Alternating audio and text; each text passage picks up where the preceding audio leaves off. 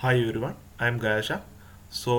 I'm going to demo the work that I carried out during the Google Summer of Code 2018 period for the Bassa mobile project. Let me begin. So I have started the Bassa backend server as well as I have started the Genymotion emulator in order to run the mobile application. Let me go to the application. Once you go to open the mobile app, so you will be initially navigated to the sign in page.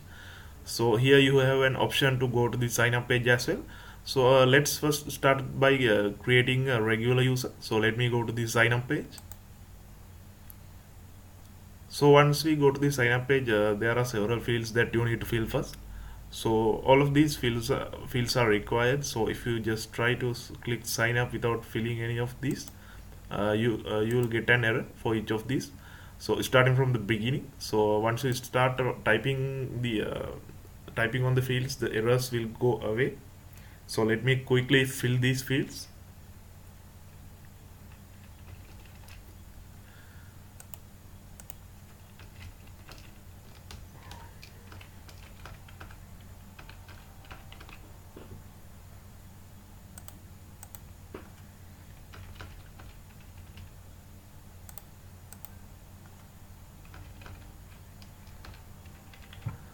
So once you fill all these fields and click the sign up button, you will get a notification saying if the sign up process was successful or not. And then you will be navigated to the sign up page. Let's go ahead and click the sign up button. So as you can see, I received the successful message. It also says that the account should be approved first before you signing in. That's an standard procedure that's followed in the Bassa backend. Let me go sign in as an admin user and approve the user account that we just created.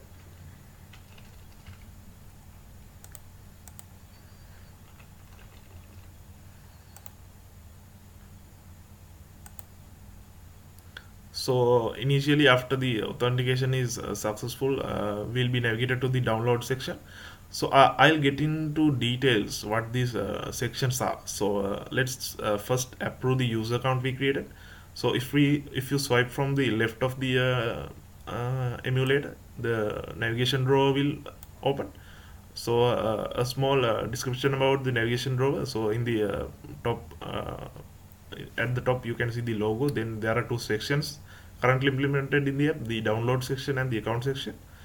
So the account section is only accessible to admin users. Since I'm an admin user, I'm able to access it. So if you are not an admin user, you will see a lock screen here. Also, you won't be able to click through it. So at the bottom you can see the name of the currently signed in user, and there's an option to sign out as well. Let's go to account section. So in the account section there are mainly two sections. At the moment I'll describe what this approval section is. So it will show us list here of all the pending approvals. As the second item in the list, you can see the account that we just created. So if you right swipe on one of these items, you will see an approve button here like this. Once you click on it, you will get an approval confirmation with small details of the user. So once you click the approve button, you will see a toss notifications in the bottom, as well as the listed item will be gone from the list.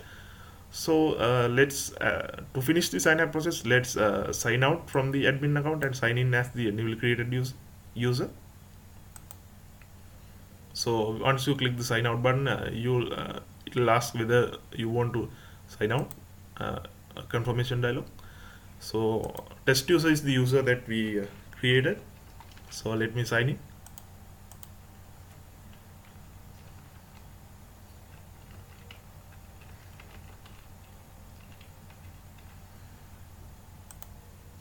One small notice about the sign in process is that the keep me sign in functionality is already implemented, and it's enabled by default. I'll get into that. So let's sign in first. So once you sign in and you open the navigation drawer, as I mentioned earlier, you will see that lock screen because the test user is regulations, so he doesn't have rights to access the account section, so you cannot click through it. So yeah, explaining what the keep me sign in function in the mobile app. So if you close the mobile application and reopen the app, uh, what actually happens is you will be asked to sign in, but since that's a burden as a mobile app, we decided to uh, implement the keep me sign in feature. So let me demo it to you. So I'm going to force close this Bassa mobile application, and open the application again. It will use the credentials that has been saved in the device to re-authenticate the user and configure the APIs and the related things. So as a security thing, we don't store the credentials as credentials plainly on the device. Instead, we use something known as a keychain. So yeah, that's pretty much it about the keep me sign in functionality. So if you had signed out from the device and force close the app, so you will be directly navigated to the sign in screen. Um, so let me show you that as well. So I'm going to sign out now. Since I'm signed out now, I'm going to again force close the mobile application. So now, since I had already signed out, once I reopen the application, I'll be directly navigated to the sign in page. So considering the ease of demoing the functionalities, I'm going to sign in as the admin user. So let's go ahead with this.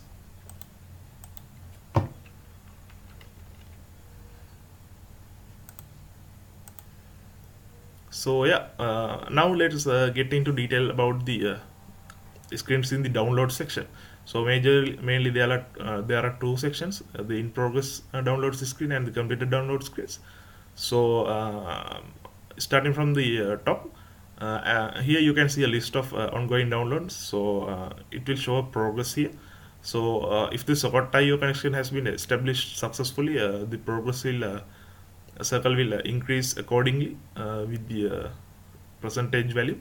So if you left swipe the list item, you will see an option to remove the ongoing download. So if you click that, you'll get a confirmation whether you want to remove it or not. So at the moment, I'm not going to remove it. So in the top bottom right bottom corner, there's an option to add new downloads.